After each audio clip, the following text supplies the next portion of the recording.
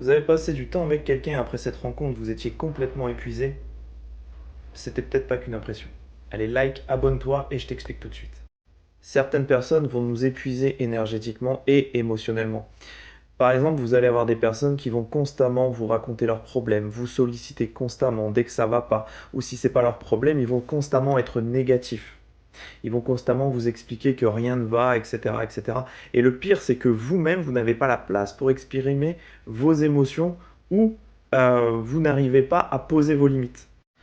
À force de toujours donner de l'attention, de l'énergie, du temps même, on finit par être complètement nous-mêmes vidés. Et le pire, c'est qu'on continue en fait. Et on continue encore et encore parce que on a peur de les décevoir, on a peur de dire non, on a peur de blesser la personne. Je vais vous révéler un secret, en fait, prendre soin de soi, ce n'est pas du tout être égoïste.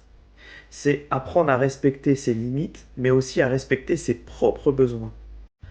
Après avoir passé du temps avec une personne qui vous semble être un vampire énergétique, la question que vous devez vous poser, c'est, après cette rencontre, est-ce que je me sens mieux ou est-ce que je me sens complètement épuisé?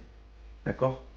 Et là, vous arriverez à identifier si cette personne est un vampire énergétique ou pas. Dans tous les cas, apprenez à vous protéger de ça. Apprenez à poser vos limites, c'est très important. Et surtout, si vous vous retrouvez dans cette vidéo, n'hésitez pas à poster en commentaire. Allez, à bientôt, ciao ciao.